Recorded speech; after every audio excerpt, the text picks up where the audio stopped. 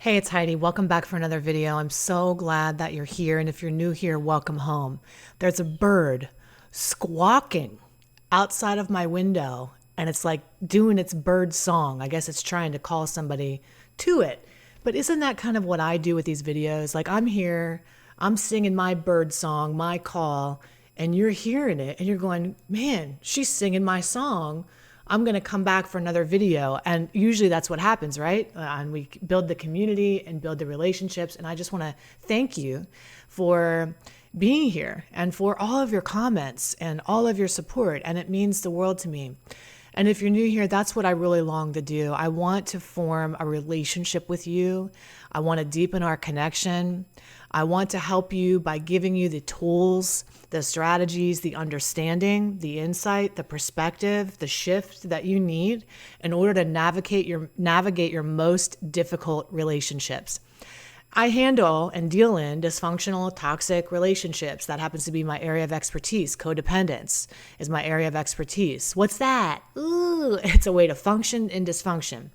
And there's not a more dysfunctional relationship. I mean, there are lots of dysfunctional relationships, but one of the most dysfunctional is with an addict or an alcoholic. So you're here because you have an alcoholic spouse. Now I'm doing a series here: alcoholic dad, alcoholic mom, alcoholic wife, alcoholic partner, so that you can understand the 5 things that you need to know. You must know these things if you are going to be okay inside of this dynamic, because without the tools, without the resources, let's be real, you're not okay.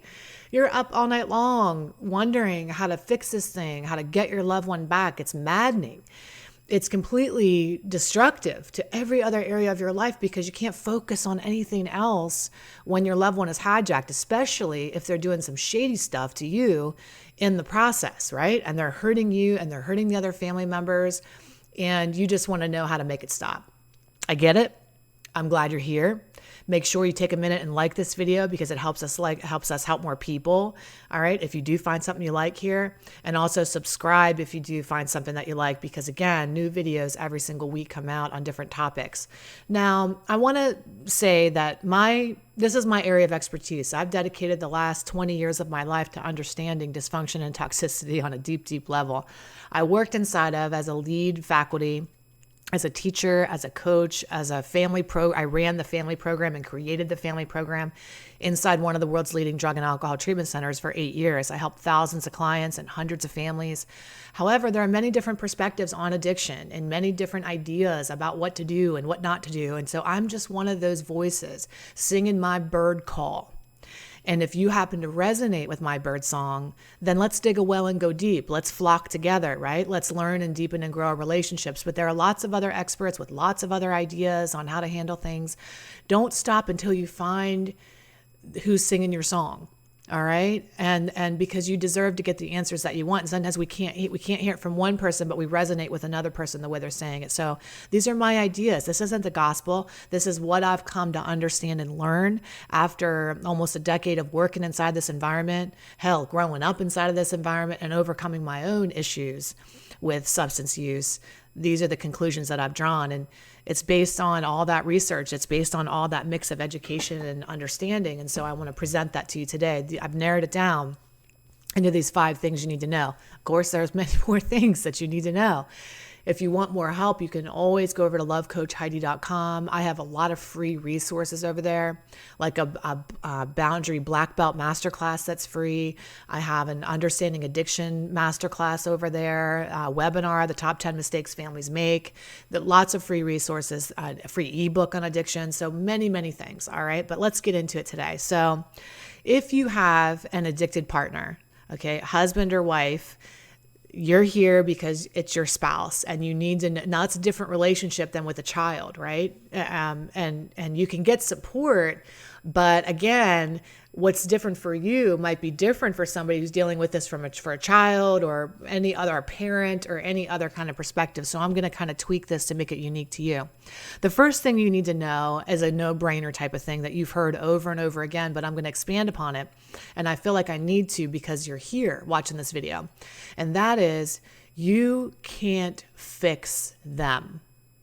Now you're going to go, okay, it's so brilliant. Yeah, you can't fix them. I know that. Well, then why are you searching videos, right, on things you need to know in order to deal, right? Because there's an element of hope that if you learn the right thing, that you'll be able to fix them.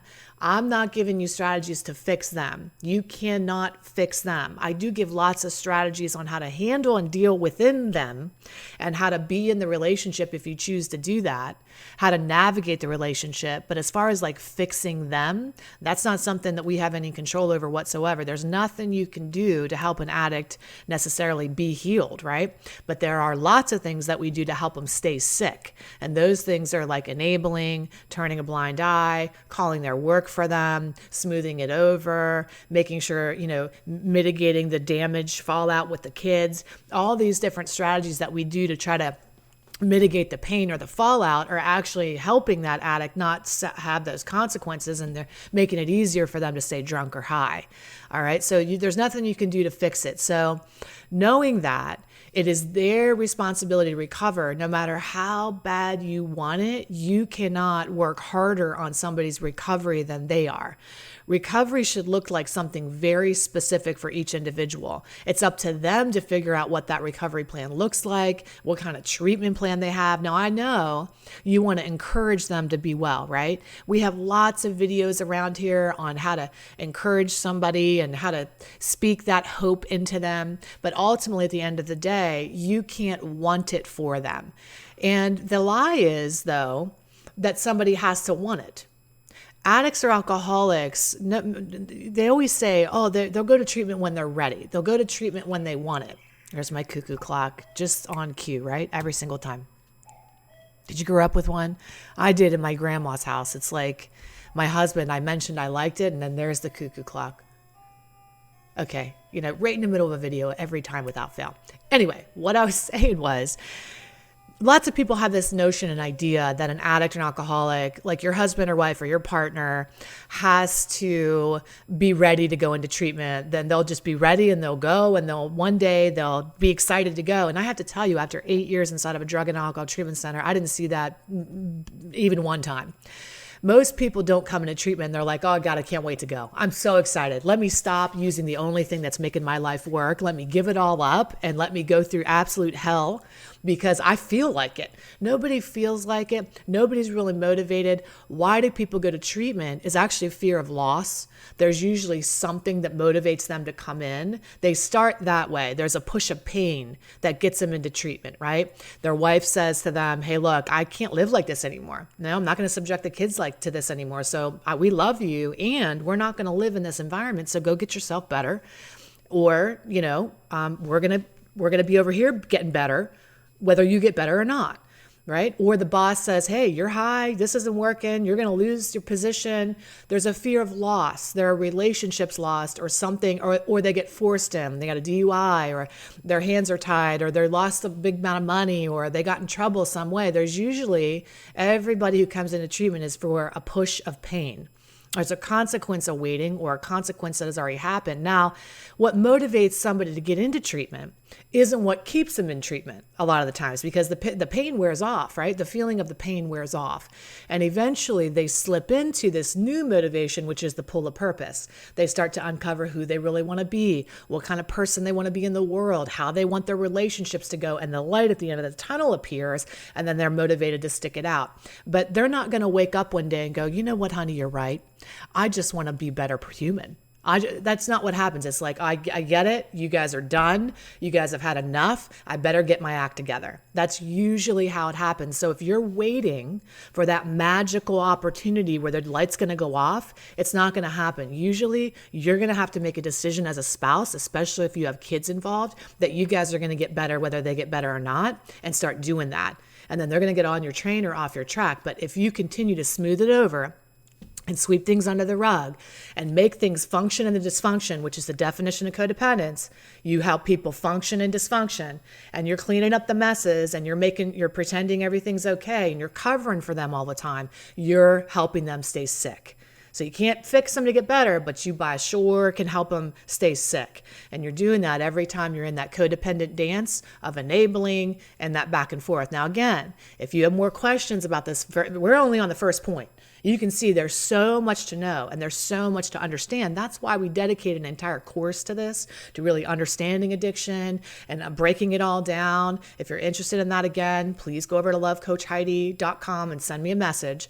But hopefully you have a pen and a paper and you're taking some notes, and we're going to keep on teaching, okay? Even if you don't do that, you can leave here today with some really good nuggets of information that can help you start moving in the right direction. The second thing that you need to know when you're an adult and you're in a relationship and you have kids, whether they're the breadwinner and they're making all the money or they're functioning or whatever, what you need to know, you have choices. You have choices. Now, that might seem like a no-brainer too, but not to somebody who's enmeshed with a relationship with somebody who's addicted or alcoholic, where you're codependent and everything, because you feel like your hands are tied. You start to feel like a victim inside of that relationship at the mercy of the addict or alcoholic, thinking to yourself, well, we can't do anything until they stop or they get better. We can't even function until they make a decision to change. All of our health and wellness and our mental stability is based upon what's going on with that person and whether they decide to get better or not. And that's a lie. Again, you can get better whether they get better or not. In fact, you need to. You need to get the resources and support that you need to get well, whether they get well or not. You have choices. I don't care if they're making all the money. I know there are many, many ways to make money. I don't care if there's now listen, what's coming up to me right now as I'm talking to you, because I just kind of like talk and things come up. Some of you might be thinking, I don't have a choice. There's an abusive element to this. Now, I understand that. And even in an abusive situation where things are extremely tense and they're terrible and things really hit the fan and get ugly, okay, you can go to thehotline.org and you can talk to somebody right now, and they will pick up that phone and walk you through an exit strategy and give you a plan and help support you through. In all situations, it's even hard to see, we have choices. When you don't feel like you have choices, you settle and stay stuck in this area of sacrifice, and everybody's kind of suffering, and you feel like my hands are tied, there's nothing I can do. And you know who else is playing that role is the addict or alcoholic. They play the victim role, and usually you're playing the hero role, meaning I can fix them. And there's nothing I can do. The addict says, oh, and then the hero goes, oh, I can fix you. And then everybody else is falling apart, including you, while you're all focused on that addict or alcoholic, especially if there are children in the house, right? So the thing you need to understand and know is that there are choices. There are options. Even if they don't want to go to treatment, there are things you can do. Again, they're not going to agree. They're not going to go, that sounds like a great idea, Betsy. That sounds like Carol. Where's this idea been my whole life? Yes, I want to go to a rehab. In fact, what I really want to do is I'm hoping that this rehab, there's a bunch of 18-year-olds who are opiate addicts, and I'm 56 and I own a successful company. I'd love to roommate with those people. No, there's nothing about this that sounds good. In fact, when you start to talk about treatment, all the demands come in and all the excuses come in, and all they do is sit around and talk about their problems. Well, yeah, that's part of recovery. But we buy into all those. Now, again, there's another video on this channel called Why Rehab Doesn't Work for Your Loved One, and I give you all the reasons and how rehab can work, okay? We're getting into it today. I get hot. I get passionate about this. Why? Because you have choices. The whole family doesn't have to suffer. Everybody isn't at the mercy of the alcoholic, even though it feels that way. We're all at the mercy of this addict. No, you're not, my love. You have options. There are ways that you can get well and your family can get well no matter what's going on. Number 3, what you need to know. Super important, super crucial. Again, might sound like a no-brainer, but why do we say we know this, but then our behavior indicates something totally different. And that is, you need to know that love has nothing to do with this. Now, I know that, but then we say, if you loved me, if you loved your children, if you valued me as a person, if you cared enough for us, if you really, really put us first, if you loved me enough, you'd quit. Now, addiction has nothing to do with love. In fact, it steals the part of the brain that's responsible for feeling those loving connections. It severs that, and it only connects to the substance instead and has one true love, and that's it. And even though it can see the love on the periphery, it can see the love, it can't feel it because all the synthetic feeling is coming from the substance. That's feeding the love. That's getting the neurotransmitters of well-being. And again, there's another video on this channel called Understanding Addiction, the best explanation of addiction of all time. Search out that video and it'll tell you why you can look at your child and still get high.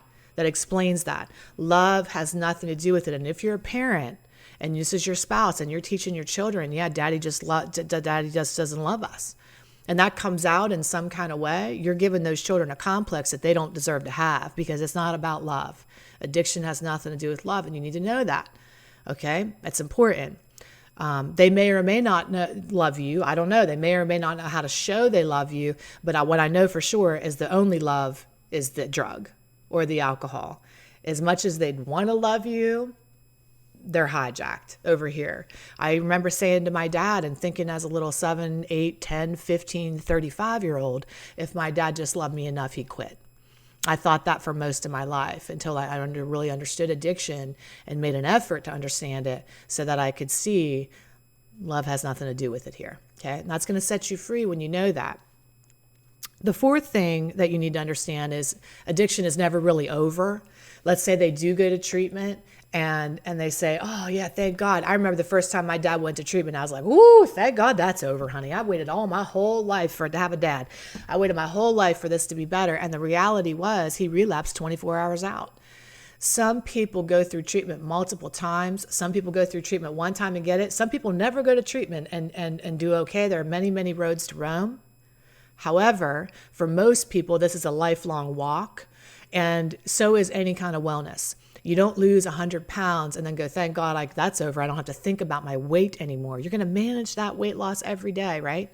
You can make the decision once to be healthy, but you got to manage that decision every day, whether it's walking or exercise or mental health, or you work on your marriage. You don't go to a retreat and go, thank God we're healed. You go back into your marriage and you sow the seeds of love and sow the seeds of appreciation and affection and attention. And you do all those things to make that marriage continue to work after you've gotten that initial treatment. And that is exactly what treatment looks like for your loved one. So it ain't over just because they went somewhere for 30 days or heaven forbid 10.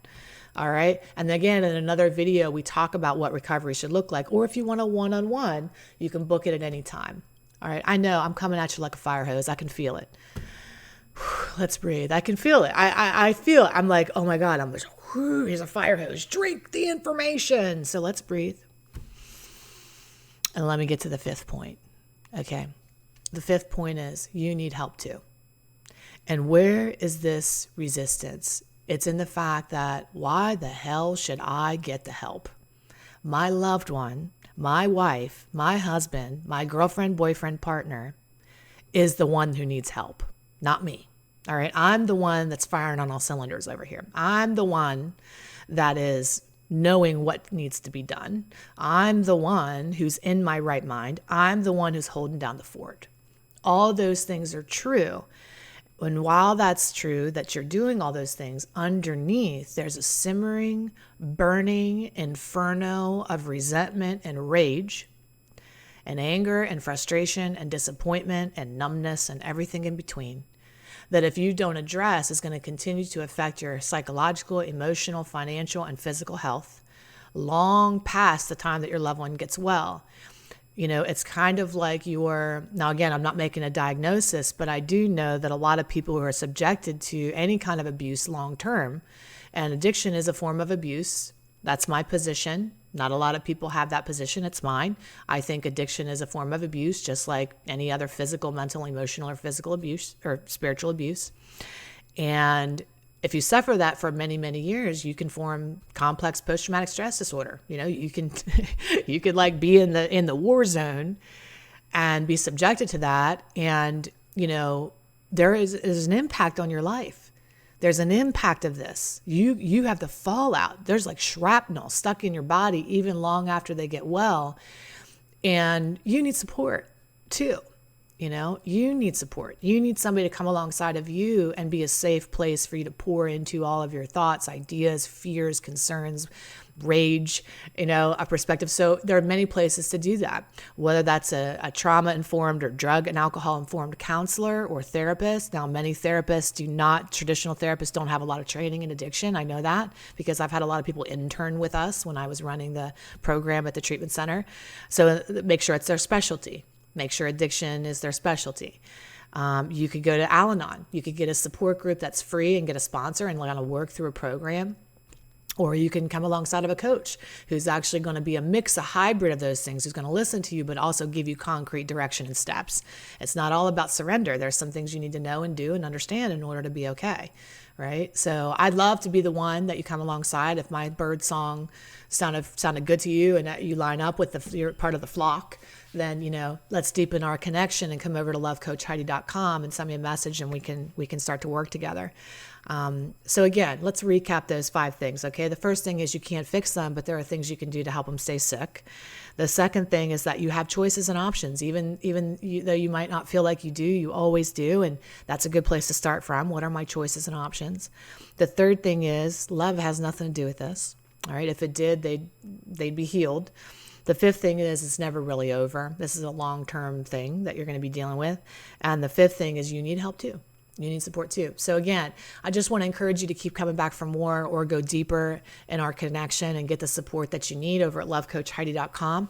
And I will see you again really soon. Take excellent care of yourself. Bye.